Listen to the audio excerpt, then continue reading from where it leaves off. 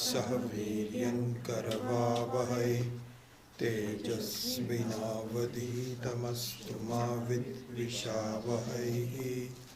ॐ शान्ति शान्ति शान्तिः। मौन व्याख्या प्रकटित परब्रह्मतत्त्वं युवानं वसिष्ठान्ते वसत् ऋषिगणैः आवृतं अनिष्टैः। आचार्येन्द्रं करकलितचिन्मुद्रम् आनन्दरूपं स्वात्मा रामं मुदितवदनं दक्षिणामूर्तिमीडे। वटविटपि समीपे भूमिभागे निषन्नं सकलमुनिजनानां ज्ञानदातारमारात्। त्रिभुवनगुरुमीशं दक्षिणामूर्तिदेवं जननमरणदुःखच्छेददक्षं नमामि। चित्रं वटतरोर्मूले वृद्धा शिष्या गुरुर्युवा।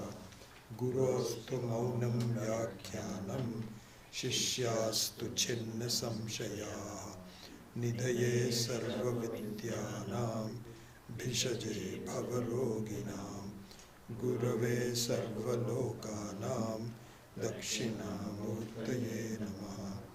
ॐ नमः प्रणवार्थाय शुद्धज्ञानैकमूर्तये निर्मलाय प्रशान्ताय दक्षिणामूर्तये नमः। ईश्वरो गुरुरात्मेति मूर्तिभेदविभागिने व्योमवद्व्याप्तदेहाय दक्षिणामूर्तये नमः। ॐ विश्वं दर्पणदृश्यमाननगरी तुल्यं निजान्तर्गतं पश्यन्नात्मनि मायया बहिर्भूतं यथा निद्रया। यत्साक्षात् कुरुते प्रबोधसमये स्वात्मानमेवाद्वयं तस्मै श्रीगुरुमूर्तये नमः। श्रीदक्षिणामूर्तये। बीजस्यान्तरिवाङ्कुरो जगदिदं प्राङ्निर्विकल्पं पुनः मायाकल्पितदेशकालकर्ण वैचित्र्यचित्रीकृतं। मायावीव विजृम्भयत्यपि महा योगी वयस्वेच्छया तस्मै श्रीगुरुमूर्तये नमः। श्रीदक्षिणामूर्तये। यस्यैव स्फुरणं सदात्मकम् असत्कल्पार्थकं भासते साक्षात् तत्त्वमसीति वेदवचसा यो बोधयत्याश्रितान्। यत्साक्षात् करणात् भवेन्न पुनरावृत्तिर्भवाम्भोनिधौ तस्मै श्रीगुरुमूर्तये नमः। श्रीदक्षिणामूर्तये। नानाच्छिद्रघटोदरस्थितमहा दीपप्रभाभास्वरं ज्ञानं यस्य तु चक्षुराधिकरणद्वारा बहिस्पन्दते। जानामीति तमेव भान्तमनुभाति एतत् समस्तं जगत् तस्मै श्रीगुरुमूर्तये नमः। श्रीदक्षिणामूर्तये। देहं प्राणमपीन्द्रियानपि चलां बुद्धिं च शून्यं विदुः स्त्रीबालान्तजडोपस्वान्तमिति भ्रान्ताभृतं वादिनः।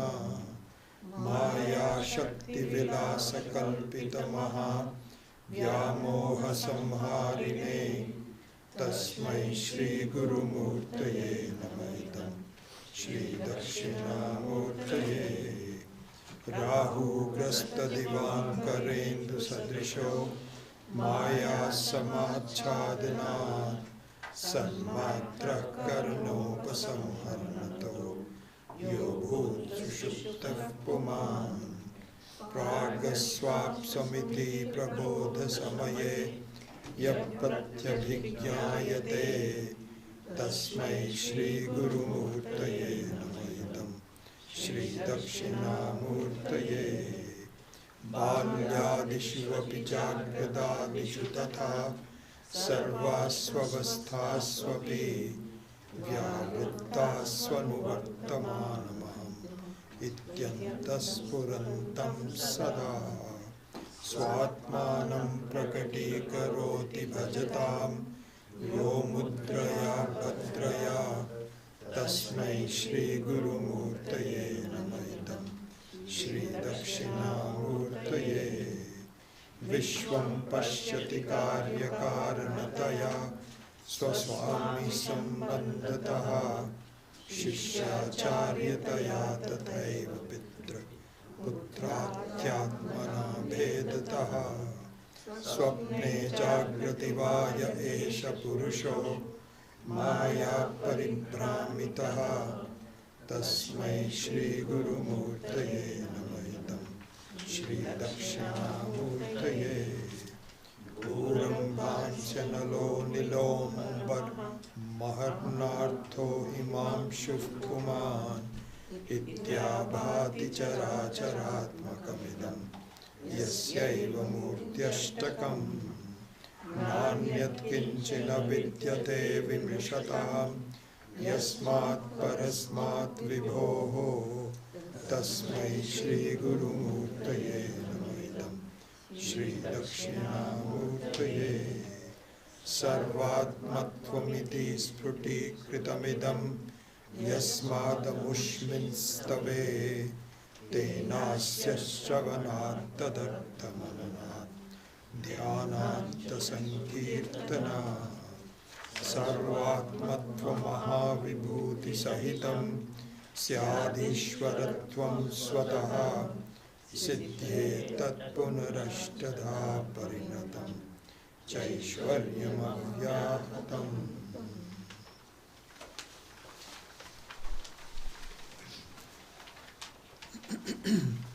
So today we'll start verse number 4.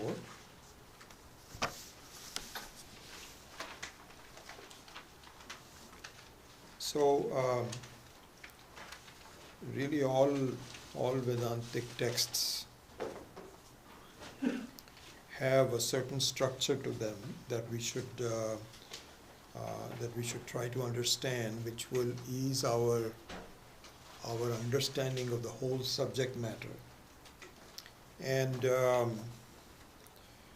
it follows the structure of the books that we study, follows our way of leading our lives, and in the manner that some mistake is pointed out in the way we perceive the world, the way we perceive ourselves and the world. There is something not quite right about it. So we perceive duality, and duality means that we perceive the fact which is a confirming fact to my conclusion that I am just a small limited person. This is my conclusion. So the Shastra points out that this is not correct. You really need to look at it in a completely different way.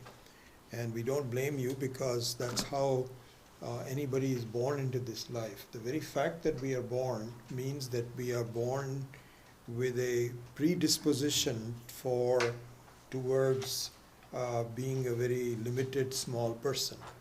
This is all the beginning that we have. But if we are fortunate and we deserve it and so on, we are told that this doesn't have to be this way. In fact, there is a completely different way of looking at things which will change your entire outlook, your whole life. So given that, then what we need to do is the following. We have already seen this. So the first one is to understand what is being told to us. Where is my mistake? How am I making a mistake? I don't understand it. How can I not be limited? Because that's my experience. And so the Shastra says, just stay with us. And we are not joking with you. This is in fact the conclusion of the entire set of Vedantic texts.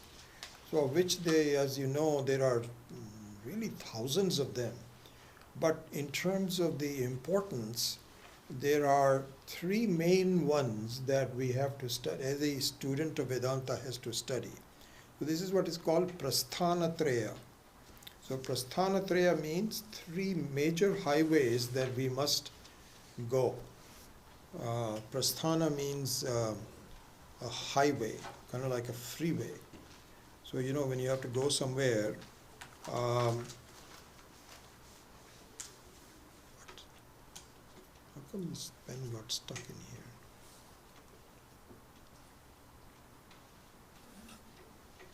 This time I was all ready to go. There we go. So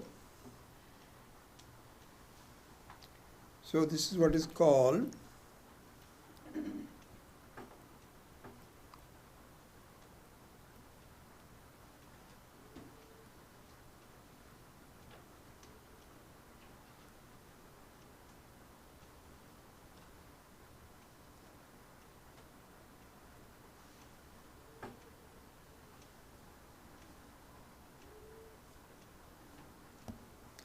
So Prasthana means major highways. Major highways means it's kind of like, you know, when you have to go cross country, there are many small roads that you have to take to get to it, but there's probably about three major freeways. Highway 80, and then you take 280, and then something like this. So these major highways are called Prasthana.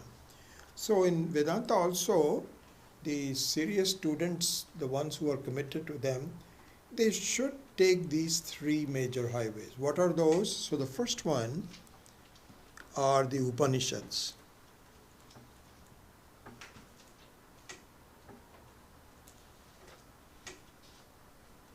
And there are lots of Upanishads. Many of them have been lost, but there are at least 100 plus Upanishads still available, out of which 10 are essential because they were commented by Adi Shankara.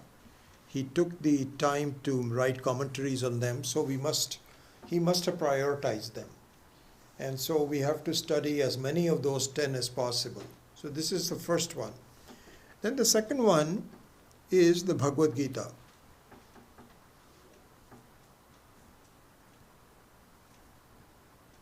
And the Bhagavad Gita essentially is important because it interprets the knowledge in the Upanishads in practical terms that the active person has to deal with. Because the Upanishads are meant for sannyasis, for all kinds of ashramas. It's an entire gamut of instructions. But for the active persons like you and I that are born with an active family and to support jobs, etc. like that, a portion of that is specially applicable to us, and that's what the focus of the Bhagavad Gita is. So it should also be studied.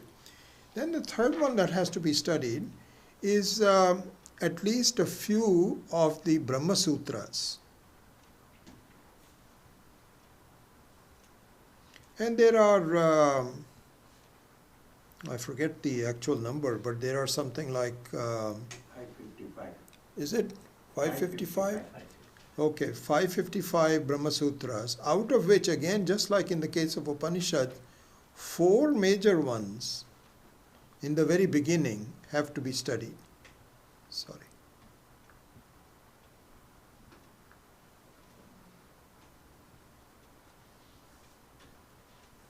This is what has to be studied. So now, what happens in this is this. So this is all. This is what is called where I am making a mistake. Where is the mistake, and how am I supposed to know that I am any unlimited? So this is all told, and this is all part of what would be called Shravanam.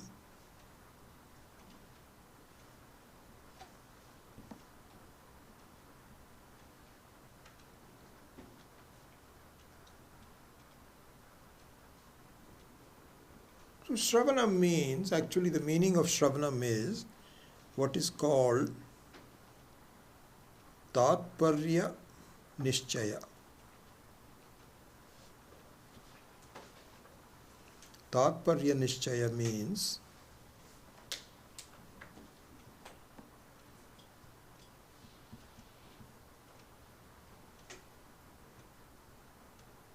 the ascertainment of the real meaning of the Vedanta. Tatparya means what is the essence? What is Vedanta saying? And what Vedanta is saying is Aham Brahmasmi. This is the Tattvamasi, which is the Tatparya. And all of these are consistently saying the same thing. So this is what is called Samanvaya. So the Tatparya Nishchaya of all three highways is called Samanvaya.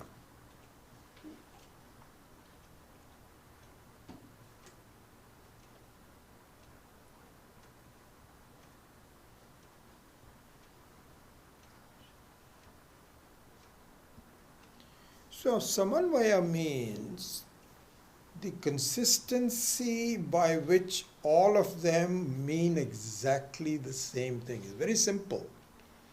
I am unlimited. This is the Tatparya.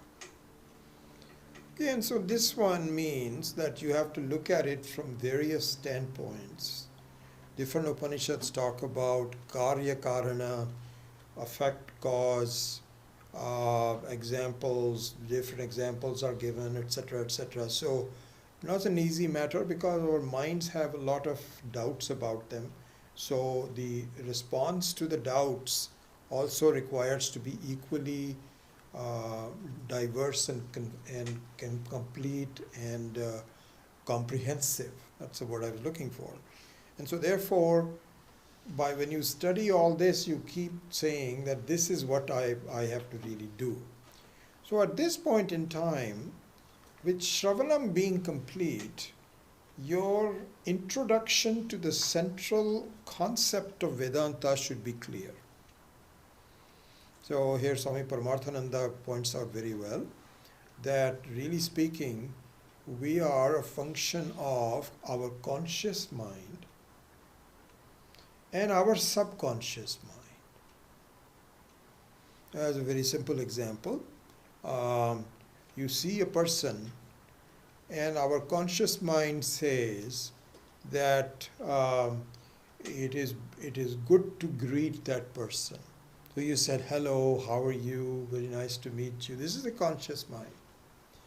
But we have a subconscious mind which actually has some past impressions about that person that may be different from how you are greeting that person. Just as an example, you may feel that this person is not a very friendly person and you have to be very careful about them and so on and so forth. You don't like that person, let's say, just plain and simple. So your subconscious mind is saying that it is not consistent with what your conscious mind is. So there's another word for this, which is called vasana. So vasana means the impressions of the past. So now you have a conscious mind and a subconscious mind that together present your both the obvious response in meeting with a person and also your internal feelings about that person. And you may be lying by saying, oh, wonderful to meet you. Inside you're saying, I'm not sure why I'm meeting you. So like that, you have these two things. So similar to that is the fact that your conscious mind is now following the edict and the message of Vedanta, which says you are basically unlimited. But our unconscious mind is saying, I am not so sure. I am going along with these people, but and they are believable, good people, but I don't know. This is what we're going to do starting today itself with the fourth verse. So then now what you have to do. So one interesting thing that the Vedantic teaching does for us is to anticipate that I'm going to have a subconscious mind which is in the form of doubts already there. So the Vedanta is aware of that. Vedanta doesn't fool by your enthusiasm in attending classes. It doesn't get fooled by it. You may get fooled by it, but no one is fooled by it, because the Vedanta also says that this is not a done deal yet. He's attending a few classes, but there's much more to be done. So what is need to be done? Now the second stage is that first of all you at least accepted at the face value what Vedanta is saying, but you haven't wrestled with some of the doubts that you have yourself. So that's the second one, where it is the first one is Shravanam and the second one is Mananam.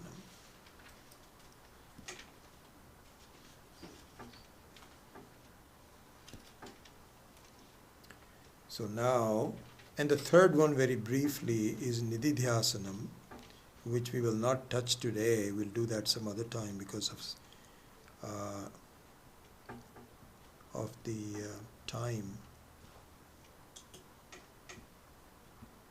So Nididhyasanam is a separate topic altogether, and we will go into that some other time. But now, having presented this, our first 3 verses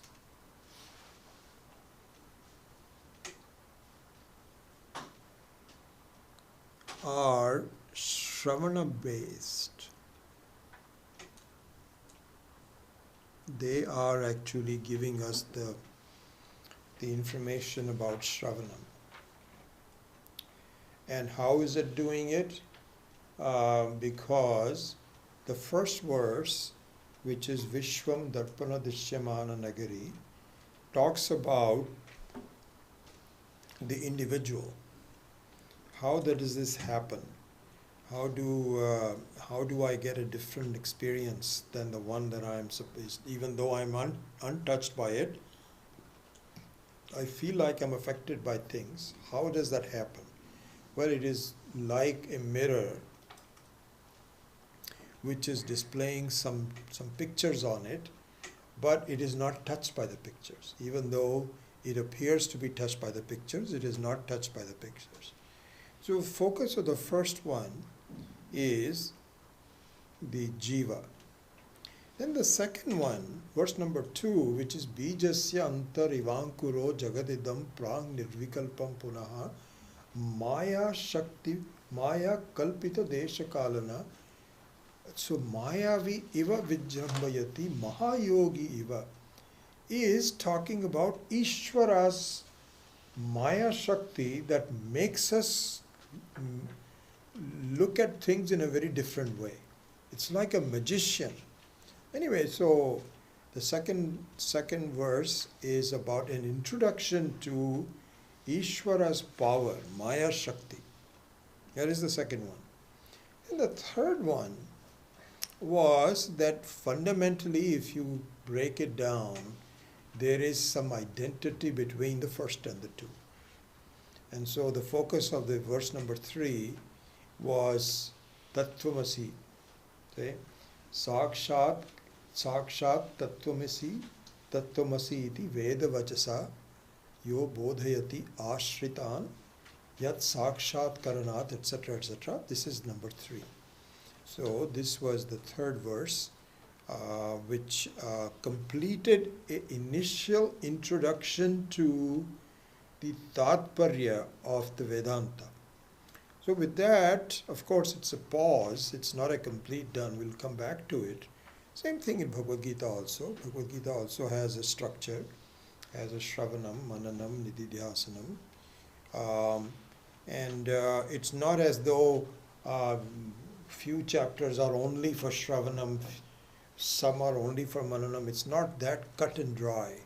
They're all mixed together, but the emphasis, the tatparya of the few chapters is on Shravanam, etc., etc. So this is the structure of Dakshinamurti Stotram that we should be aware of in order to get more out of it. So now, with verse number 4, Mananam starts. The process of poking holes into it, how is that possible?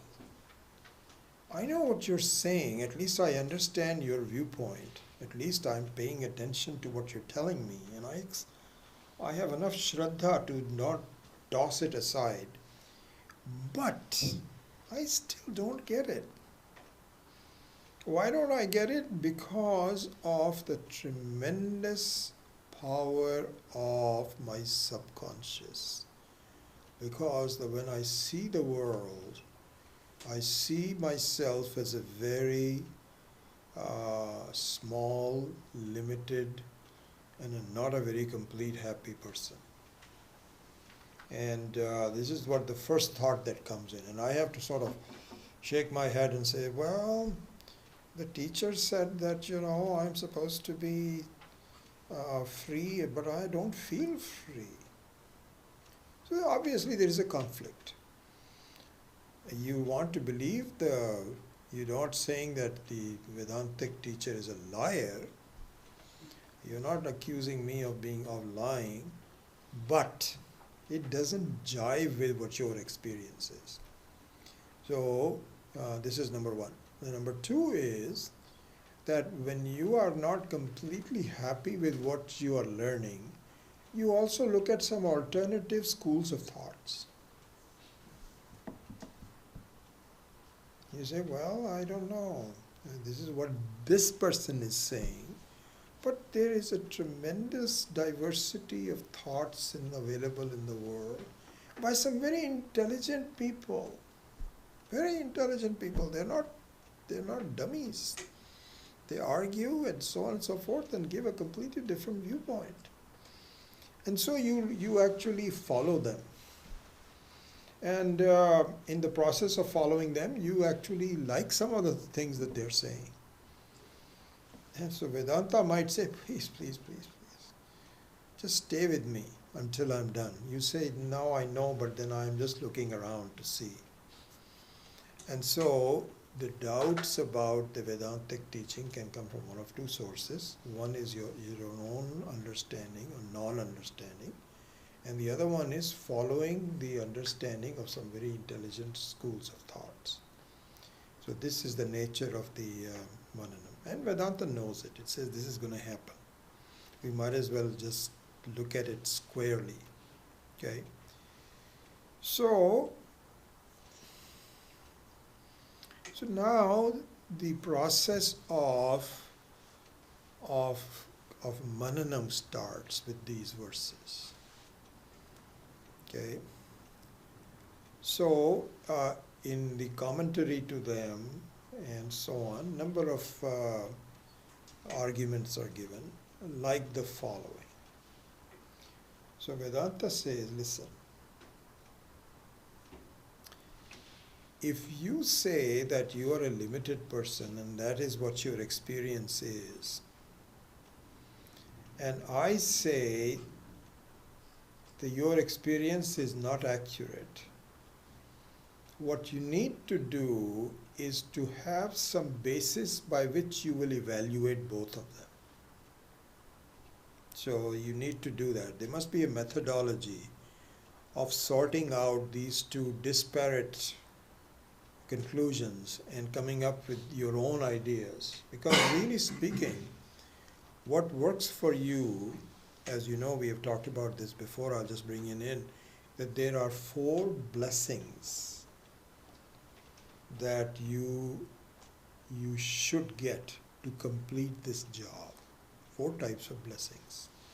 So one is what is called Ishvara Kripa. One is called Shastra Kripa. One is called Guru Kripa. and the last one is called Atma Kripa. These are the four types of blessing, and all four of them have to be aligned. If any one of them, you cannot have, unless you have Ishvara Kripa, you will not find an opportunity to be introduced to Shastra. Shastra meaning some paperback book that you see in East-West shop somewhere, where you say, interesting, I never knew this, I meant to look into that. But just by reading a East-West book, paperback by somebody, it doesn't really complete the job. So the Guru, with the Ishvara Kripa comes Shastra Kripa. Then you need Guru Kripa. And all this is all done by Ishvara anyway. But finally you get introduced to some person that takes the time to explain to you what it is that you need to do. So this is called Guru Kripa. So you do all three of them.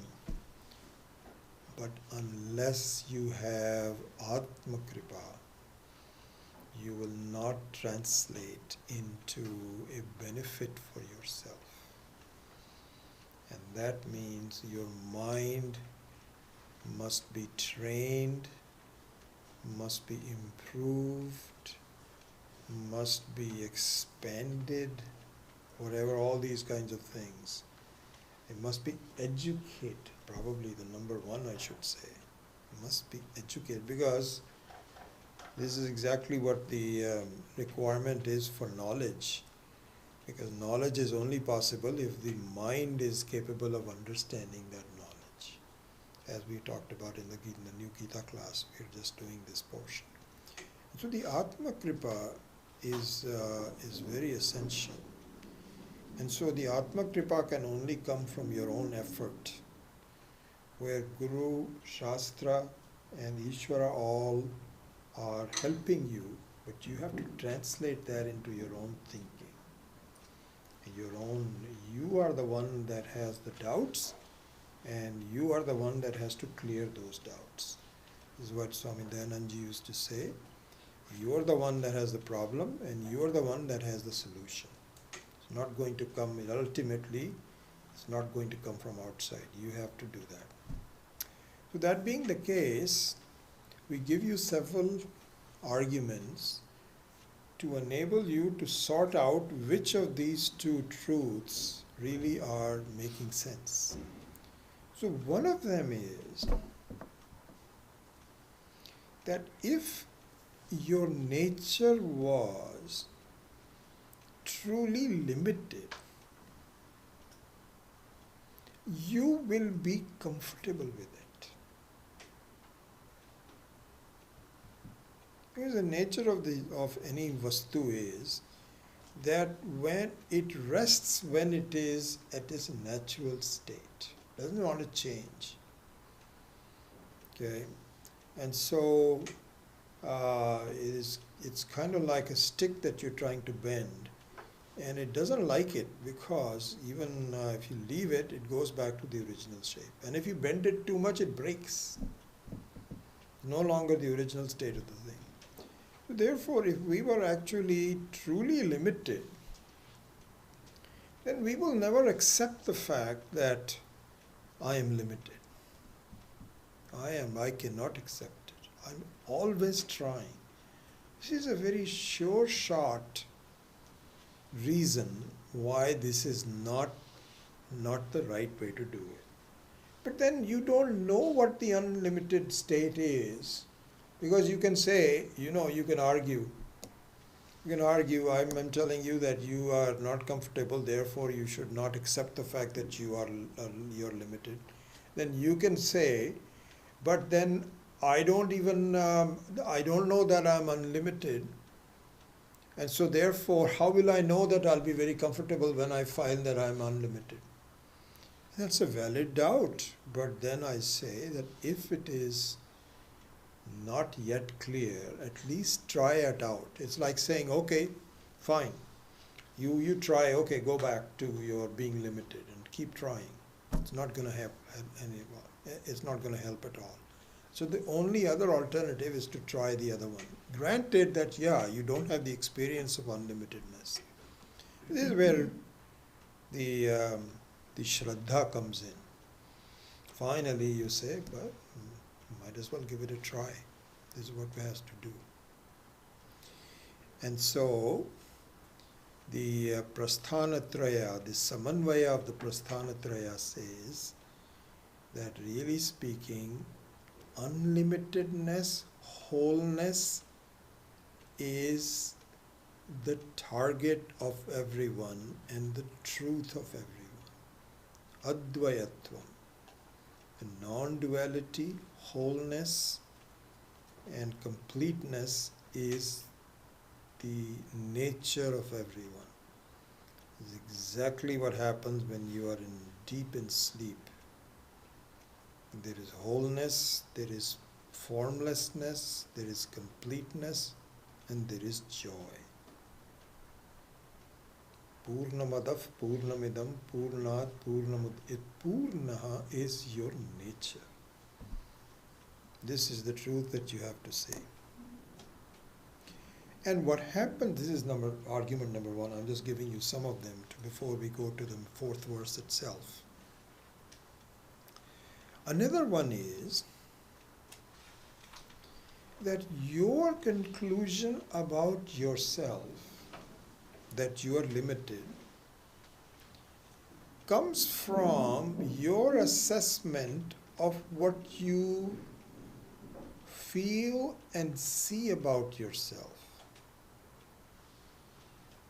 Right? So, what you see about yourself is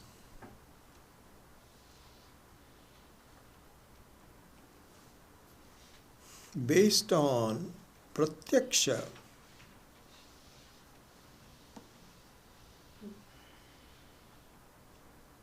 and anumana.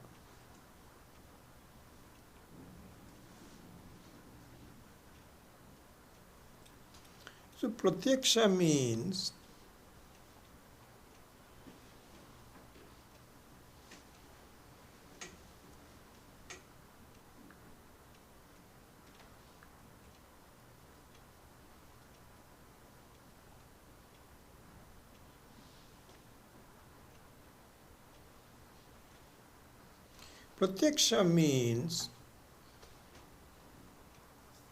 something that you observe.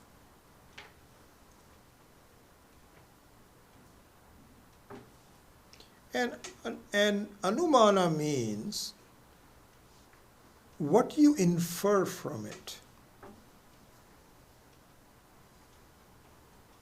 So your self-assessment about who you are, what are your problems, etc., are based on observation. Because it is nothing but a series of experiences. Some successes, lots of failures, some happiness, lots of unhappiness, and a projection. Anumana means projections in the future, that things aren't changing. I'm still the same rut. I may do a little bit better, but I'm not going to completely change everything. So this is what it is. And the pratyaksha and anumana, as a way of assessment,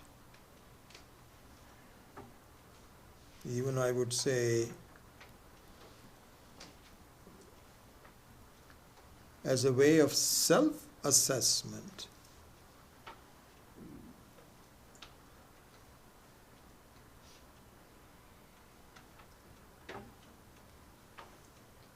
is basically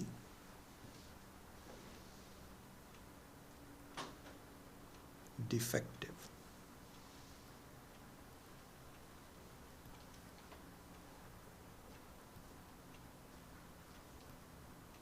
Basically defective.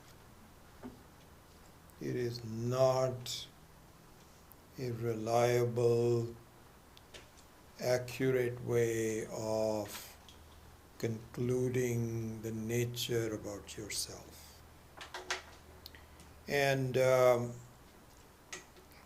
it's very much like where you are looking at yourself in the mirror, and probably not even a clean mirror. You're looking at yourself in a kind of like, supposing you go on this Africa safari,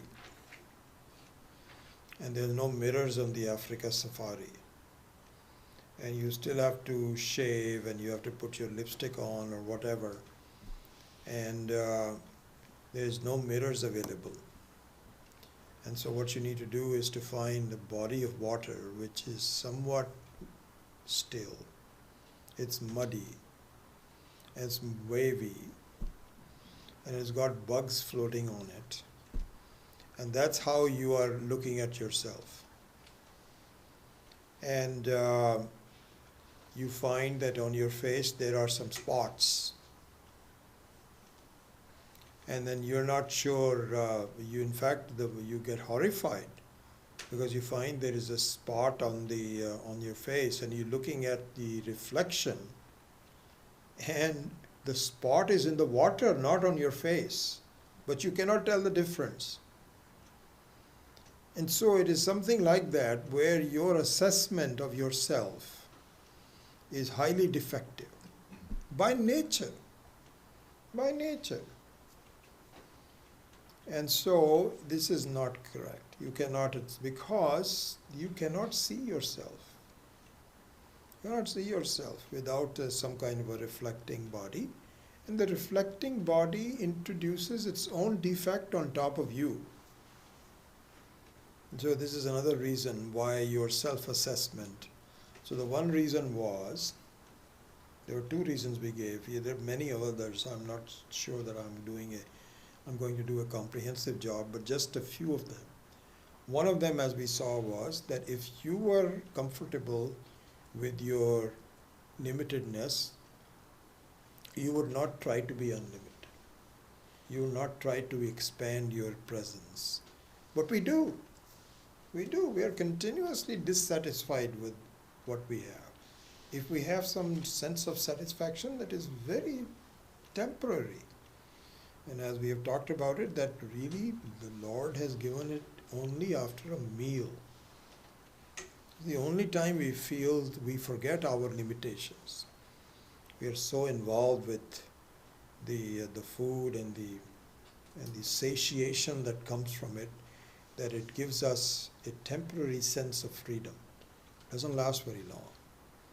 But otherwise, we are always thinking of, everything is not well with me, I've got to do this, I have to do this. That's number one reason. And the second reason is that your assessment by its very nature is defective. Okay.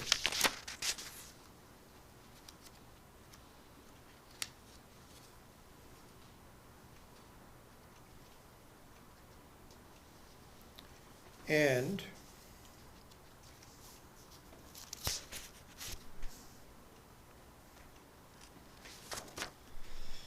then the third reason is, when you went back, it started to hum. I can't relax. I know. No, I don't want to relax. That's okay. That was just a natural. It's not as though I was tired. The third reason is, which is really the major reason, is that, so before I say that, if you look at a mirror, or rather a water in the African safari, that doesn't bother you very much. Why not? Because you know what you look like from having looked at yourself in a clean mirror before. So if you don't have an accurate reflection in the muddy water in Africa, it doesn't bother you very much. Why? Because you feel that's natural. Of course, I don't expect perfection. I'm on a safari. We're not supposed to carry everything with us. This is enough. This is fine. Okay? So that's the thing. And so therefore, you look upon the reflection in the water as not real. Not real. Because you feel that is my reflection. Because you feel this is my body, this is my face, and what I'm looking at is just less than what I am. So you're okay with it. You may not like it very much because you like to have a nice clean mirror to dress up and so on and so forth, but it's okay, not a big problem. But suppose you are looking at a reflection and you take the reflection to be you. Now we have a much bigger problem. You don't know what you really look like, and the only assessment that you have is through the reflection as the reality about yourself. And the biologists say that really when we should try that. Anybody that has owns a dog, it's a dog owner, you should try that.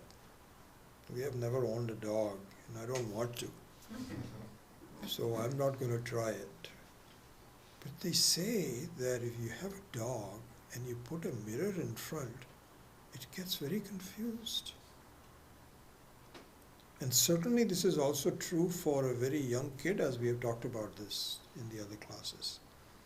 That if you put a baby, a reasonable one who's crawling around, and you put a mirror in front of because just imagine, the mind of an animal and a mind of a baby are a lot similar. They don't really have an idea of who they are. They don't have that viveka, they don't have that. So when you put the dog and the baby in front of the mirror and you observe them, they are somewhat confused. And in some cases, they are fearful. I think Swami Maheshananji said that. He says that this toddler who can talk actually, who can tell the other person, please come and play with me. And you walk away thinking that the other person will play, and you complain to the mother that, I don't understand what's wrong with that baby. I was telling him to come and play with me, not following me. And the dog starts barking, thinking there's some competitor. So strange behavior comes in. Anyway, the point is this. If you take the reflection to be yourself, you've got some much bigger problem than the fact that you are not completely satisfied, or that the defect of the reflection is upon you, and so on and so forth. This is what is called moha. You are completely flummoxed. Do you know this is exactly what is happening to us? This is really our situation in life. And the more we are clear about it, and when we say that, you'll say, what? You're kidding. What reflection? What moha? Where is this? This is all part of Shravanam. All part of Shravanam. The Shravanam has to convince you that you really don't know who you are. And number one, you don't know who you are, it's okay, it's not a big problem. But worse than that, you are taking some kind of a very different situation to be yourself. That's even worse. So that means this is exactly what is happening to us. So what is happening is that If I have a short body, I think I'm short.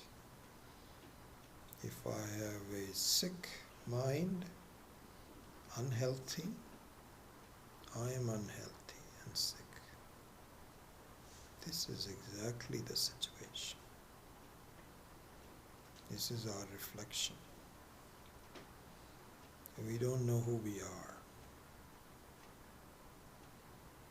So in this analysis, we have seen, obviously, you have a better idea by now. But in this analysis, one very important thing comes up, which we will probably expand on as time goes on this. But we won't spend a lot of time on verse number 4. I find that some of the Manasa Ullasa commentary verses on the verse number 4 are highly technical, very technical, and that may not be appropriate for us. So I'm going to skip over many of them and give you the overall conclusions, as we started to do with verse number 3 also. But in understanding, trying to understand why is it that I don't know myself, there's a very good line of thinking which is being provided by both all the commentaries, including Manasa Ullasa, and also there is another commentary called Tattva Sudha, which I think we may have alluded to. Both of them are, so they're complementary in the way they explain. But here's a very interesting situation. Okay, so follow this now. This has to do with why we are completely deluded by the fact that I am taking my reflection to be myself. This is the basic fact. Okay, so now look at this. Suppose you have, take the example of electricity. The electricity, first of all, is invisible. It's invisible. You can maybe try to touch it. I hope you don't. But other than that, you cannot see, except if it is connected to something. If it is connected to the filament of a light bulb, there is a possibility that the light bulb will create some light.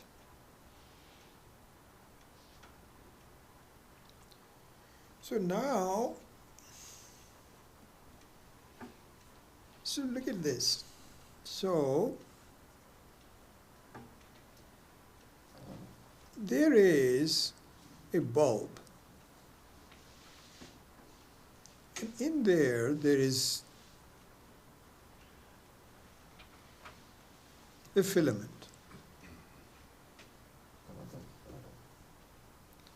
Now, electricity is flowing into the filament, and the filament generates light. And the light generated by the filament, by the bulb, has the ability of eliminating darkness.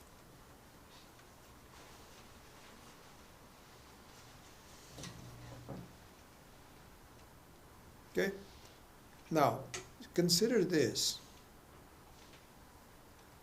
Electricity cannot eliminate darkness. Only the light generated by a filament can generate the light that dispels darkness. This is an important thing to see. Okay? So now that what happens is, and why is that the case? So let's follow that reasoning. The reasoning is that the electricity is at a higher level than the presence of darkness or light. It is at a different level altogether. It's a different sphere.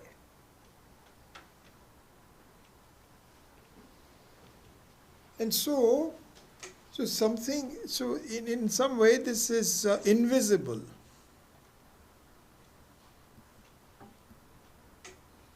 Higher, whatever if you can call it.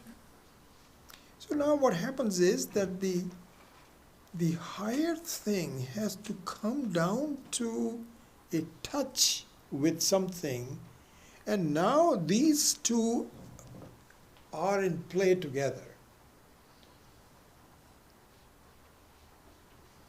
The reason we are saying this is the Atma, the Sakshi, the consciousness is like electricity. It is invisible. It is at a higher level than what? Than the content of the mind. The mind can be sorrowful or happy.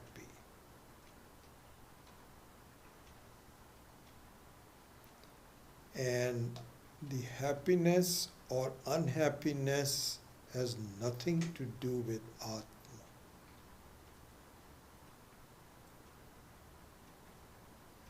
The electricity does not touch light or darkness. It is at a different level altogether. Even though it is responsible for the light that dispels darkness, but consider this.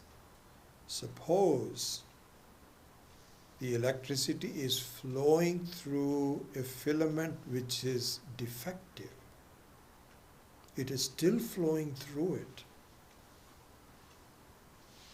A filament may not be a good example there, because really what happens on that is that you have a break in the filament. But let's say you have an air conditioner or a cooler or a fan. The electricity is still flowing through, but because of the defect in the fan or something, it does not give you what you want. So if you are unhappy, it is not because of the lack of presence of the Atma. It is because the thing that generates the happiness is defective.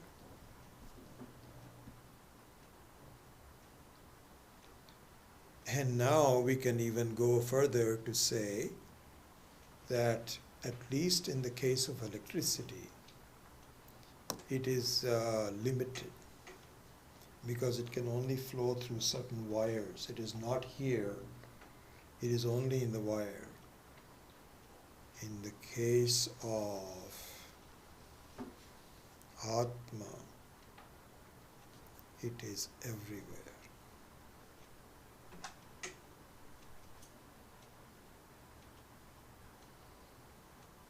And it is complete and it is everywhere. There's a very famous verse that comes in the Drigdrishya Viveka, which says, Asti bhati priyam nama rupam iti ansha panchakam Adyatrayam Brahmarupam Jagatrupam Tatodvayam. Very, very important verse. I think Swami Paramatmananda, may have taken it this time in the last one. It says that there are 5 elements to anything in this world. One is asti bhati. So one grouping of 3 things is called asti bhati priyam. That belongs to Brahman. And Nama Rupa belongs to Jagat. And those are complete, and those are the only things that are available. So here, the Asti Bhati Priyam refers to the Atma which is invisible and at a higher level. Asti Bhati Priyam. Satchit Ananda. Satyam Jnanam Anantam. Same thing.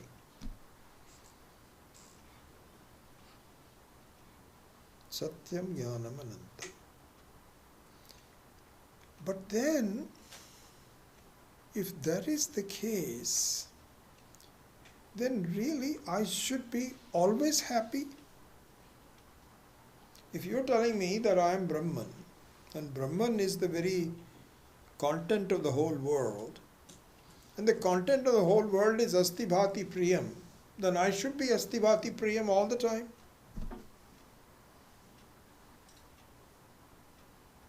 The reason that is not the case is I am covered by my reflection. I am only looking at my reflection and unaware of who I really am.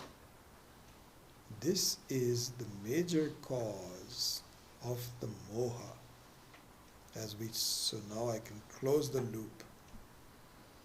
Remember we saw, we had some minor points that I am not satisfied, and etc., etc. But the major reason is that I am totally only looking at, evaluating myself. My self-assessment is only from my reflection. And the reflection is the one which is like the filament.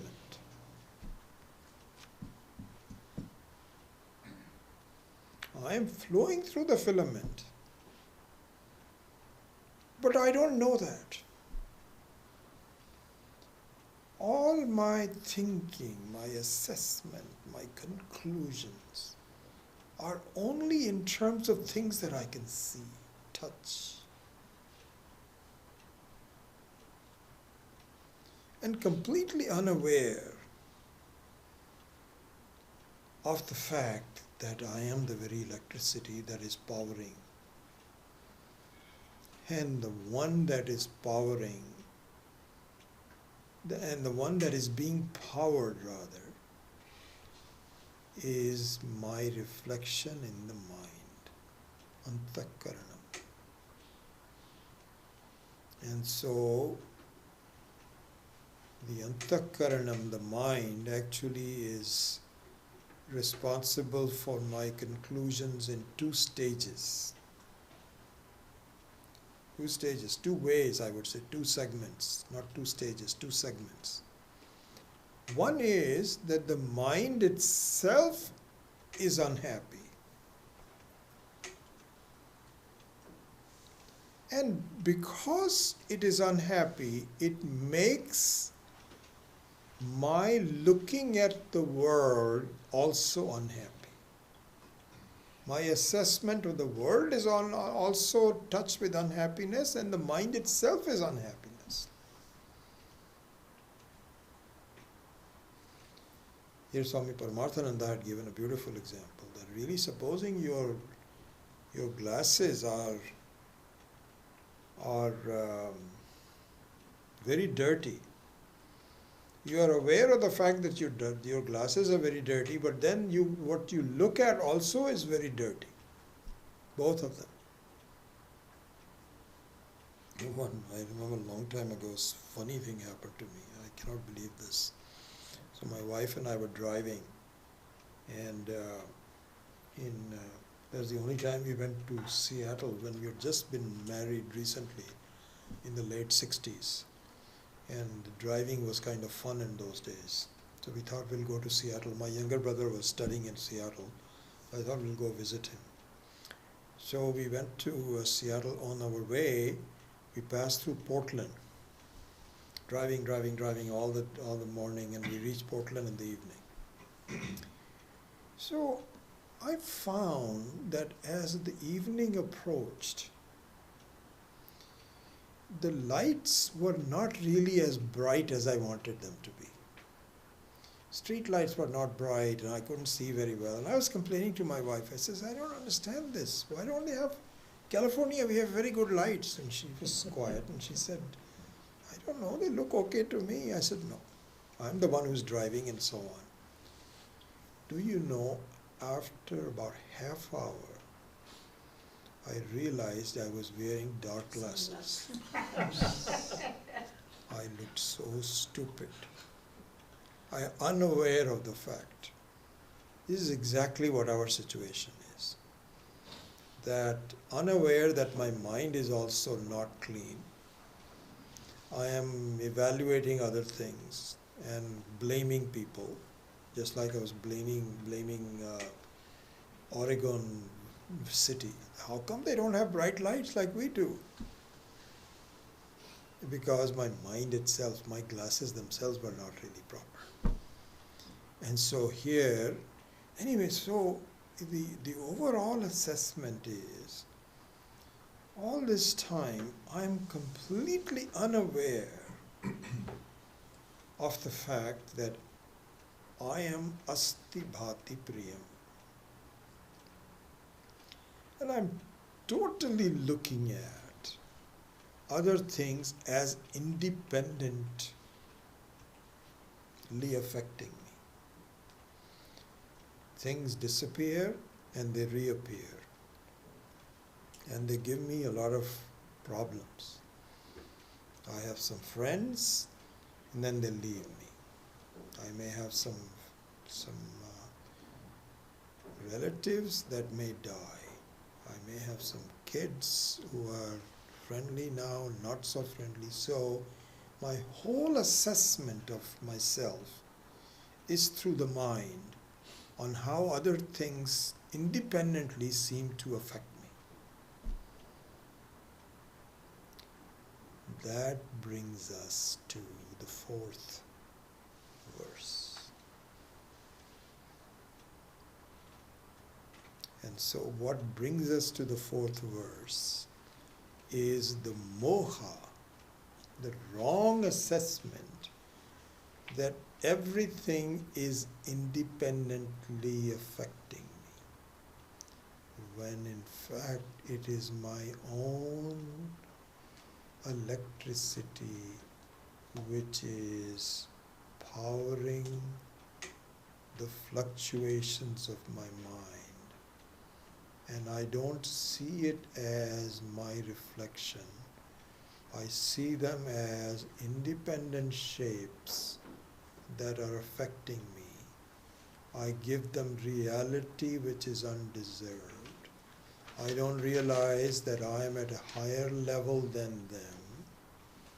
My assessment is totally screwed up.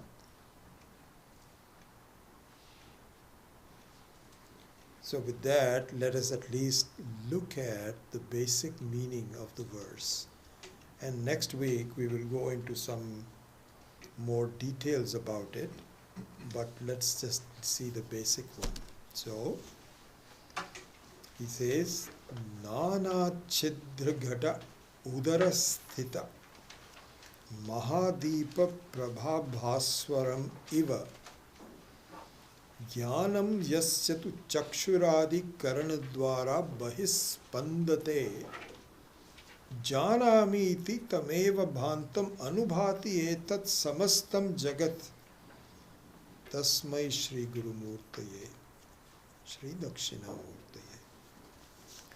Here Swami Viditatmananda had presented this sometimes, which I remember this quite well. So he says every verse has a slightly different focus onto it, different aspect of Dakshinamurti. Every verse is about Dakshinamurti, of course. As yourself, it is as the very first one, which is a witness to what is happening, it is Dakshinamurti. And as the second one, as the creator of the whole thing, as a Mayavi, it is Dakshinamurti. In the third one, as a teacher of Tattvamasi, of the fact that it is Sakshat Tattvamasi Veda Vachasa, Yo Bodhayati, as a teacher, it is Dakshinamurti. Here, as an illuminator, this is all about illumination, is also Dakshinamurti. Swami Viditatmananda has pointed that out. So he says, look, very brief, I won't go into much detail, I just want to give you the overall meaning. Suppose you have a huge clay pot, huge, big one, one of those garden pots that you have for nowadays. You find these very nice garden pots, huge ones, and they have different holes in them. Some are triangular, some is rectangular, some are circular, some are elliptical. You don't see them, but you can imagine them, that there are different kind of holes. And in India we do have them. These kinds of pots are there, I remember them. So suppose you have a pot, clay pot, with these kinds of holes in it, and in there, in the belly of the pot, you have a very powerful lamp. Very powerful. And you put this in a dark room. What you will see is the rays of the lamp emanating through the holes and making shapes on the walls that are pertaining to the holes. Some are rectangular, some are triangular, some are circular, elliptical, etc. This is the analogy, this is the simile. There's another word for it, not simile, what is it called? Metaphor. Metaphor is a better word. This is the metaphor, yes. This is a metaphor. He says, similarly, you look upon the human body and mind in the same way. So in the human body and mind, and in fact you can see the mind as the body. See basically the mind as the primary body. What you find is that the rays of consciousness, powerful rays of the consciousness, so powerful in fact that it is self-powering and constant, always present. We'll go into this next time. But powerful, so you say Mahadeepa. So even a Mahadeepa means that eventually whatever it's powering the lamp will run out. It will run out of oil or electricity or something. Here this never runs out. Anyway, so you have this powerful ray of consciousness which is emanating out through the mind, through the various sense organs. And so when you have triangular and the rectangular and so on, similarly you have these 5 sense organs where the eyes, the sense of touch, then the smell, the sense of smell, and so on, the 5 senses, they all fall on these various objects and they light up the objects.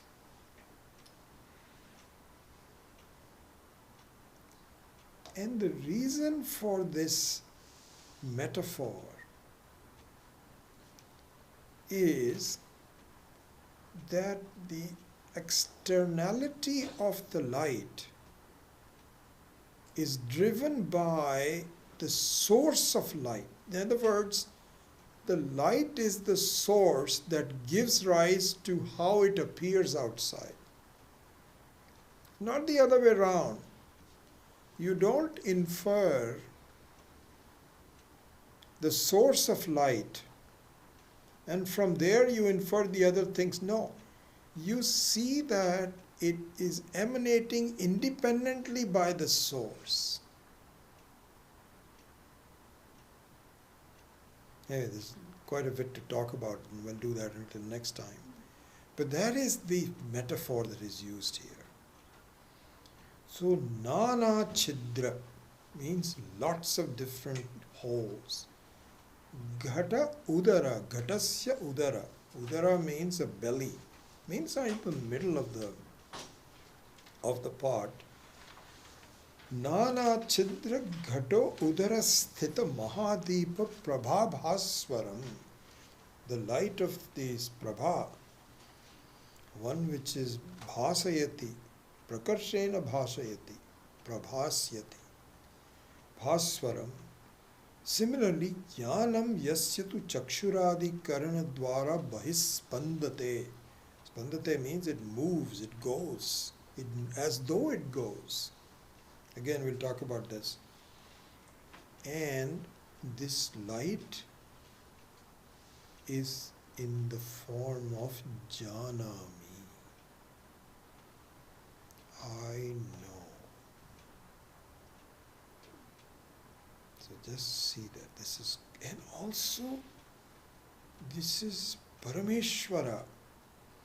So Parameshwara means it is common to everyone. Because Parameshwara is everywhere. It's not as though you exist without Janami. And I do, or I don't and you do. No. Even an ant says Janami. Janami means I know, is common to the whole creation. Janami iti tameva bhantam. When Janami is the I know is the basic light, and then comes what do I know? Anubhati. Janami iti tameva bhantam. Tameva bhantam means tam janami iti eva bhantam. That is, first it is there.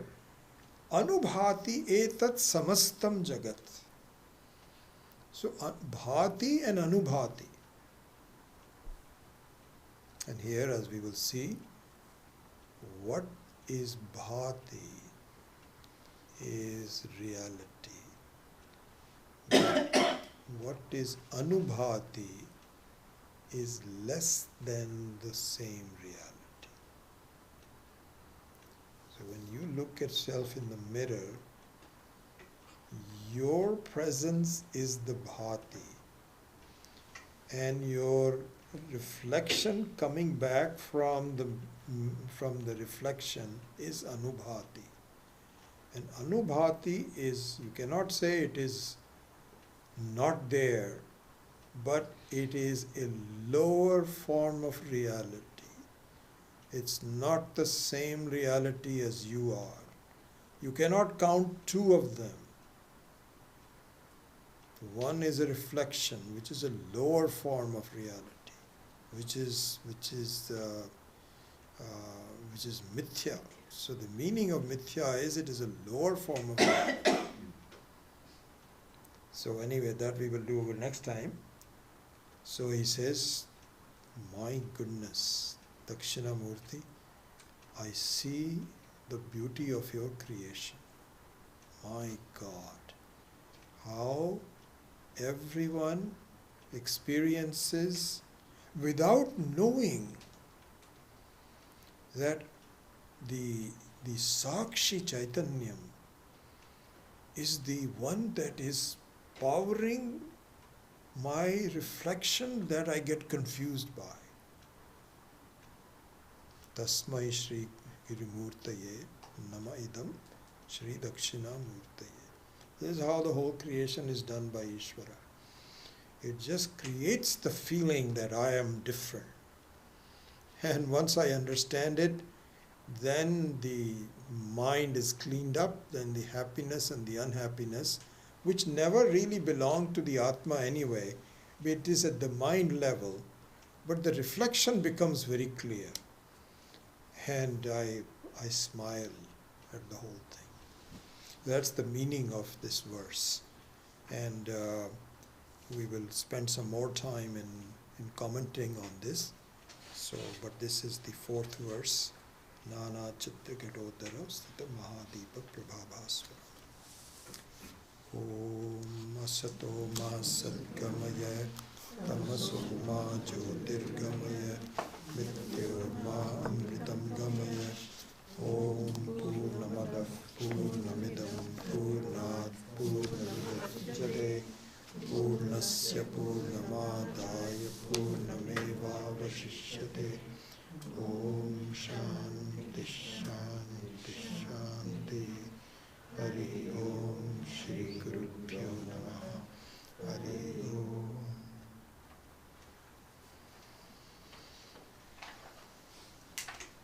So we spend all our life trying to improve the filament. Initially. So we'll go into this in more detail in the Nidhi Dhyasanam section. In the beginning, yes, it is really improving the filament. Until you know that the filament is not important. But until that time, you are dependent on the gradual improvement of light, so that you enjoy the light, because you are still, I wouldn't say a slave, but you are dependent on your perception of how you are. So the first stage is would be, this is what Karma Yoga is all about. But Jnana Yoga is to see that I am the Asti Bhati Priyam, and the filament is not important for me. Yeah. So basically, if you take a robber or a person who is not on the right path, his Atma is still presumably, of course, the same Atma. Yes, very much so. Very much so. So what does it matter? But then we have this theory of karma. What do you mean by what does it matter? Who does it not matter to? So, he suffers at the body level, right? Yeah. Because the Atma is never going to be affected by it. Correct. So if he can face up to the torture, what is, suppose he's a prisoner, he did some wrong thing, he's going to be punished and all that at the body level. Yeah. Counteract all that. How? He can face up to it, and he can face up pain, he can face up all the things at body level which bother us. No, we all do the best we can, so that doesn't prove anything. Just because he can face up to it doesn't mean that he is not in pain. Yeah, but you know, his Atma is still pure. So I know, but he that could be a doesn't realized- matter. that doesn't matter to him, because to him, from our standpoint, we can say he'll be okay because his Atma is not affected. But to him, that's not the case. To him, he says, what Atma are you talking about? I'm in big pain. So you teach Vedanta to that guy, he won't even listen. And even if he listens, nothing will stick. So that doesn't prove anything. When you say that a person with doesn't matter, the question is, who does it not matter to? What it should not be mattering to us is the fact that if there are in fact injustices in the world and so on and so forth, let Ishvara take care of it. Not my job to improve everyone. I cannot do that. It's beyond me anyway. And fundamentally, he'll be okay in the end anyway. It's like somebody undergoing surgery. But to that person, until then, you have to suffer through the karma and the karma phala and so on and so forth. Yeah. So in Gujarat, during Navaratri, we put that pot exactly. And Oh, is that right? Oh yeah, every Navaratri 10 days, and people. I didn't know that. Yeah, that's a custom, and without that we call garbi. So exactly replica of. I those four, see. yeah. And the light comes, and then if it Interesting. is a dark. Oh, I you had see no that. idea. Yeah. Achha. They sell some lamps of that shape. Of that shape I also. have one at home with the holes. Interesting. I remember that from my days, but only vaguely. Didn't remember exactly. But you say that's a big custom in Navaratri in Yeah, Gujarat. well, now with the modern things, nobody cares. But traditionally, it was there, right? And It's still there. Still there. small village, they still follow. Yeah, interesting. It's still there, every household. Here some very interesting metaphors. Is the next one we will do is about the way the temple is built in India. Remind Every me. home has, Huh? for 9 days, every home, they light diya inside. I see. And they turn the lights off. Oh, they turned the lights Yeah, off to just to see get the The PM. The feel of the beautiful. ambience. So Very when you were nice. when you were saying, There's a small I size remember at that. home. Yeah. And then at the end, they let it float in the river. Okay. And then the next year you get the new, because it's made of mud, Yeah, of made course. of clay, so Yeah. then next, but as now it's the modern times, so you get of stainless steel and you get of, you get of different, so you use it the same one every year. then. Every year. The Yes. modern version of this is you go to the disco hall, there's a sphere. Light at Disco lights, yes. Very It's true. a reflection. as With opposed the to different Colors. in it. But colors on each hole, right? Yeah, that's right. Actually, we'll use that as an example next week. Because some interesting aspects of doing that.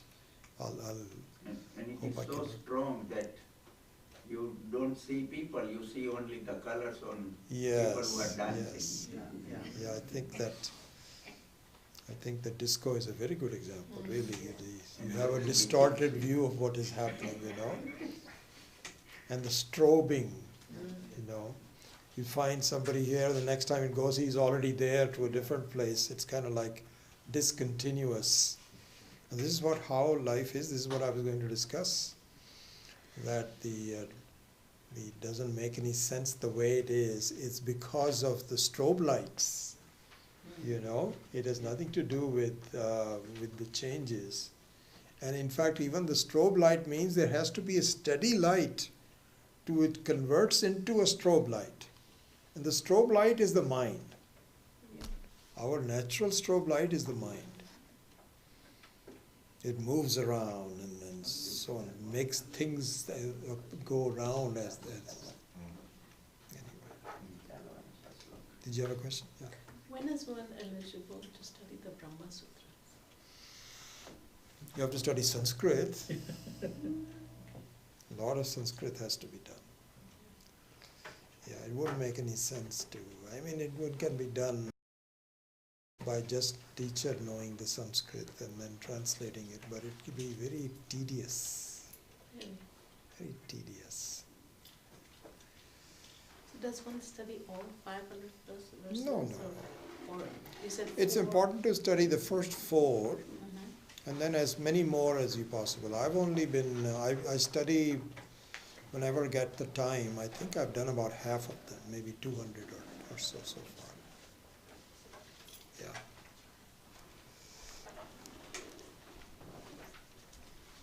Okay.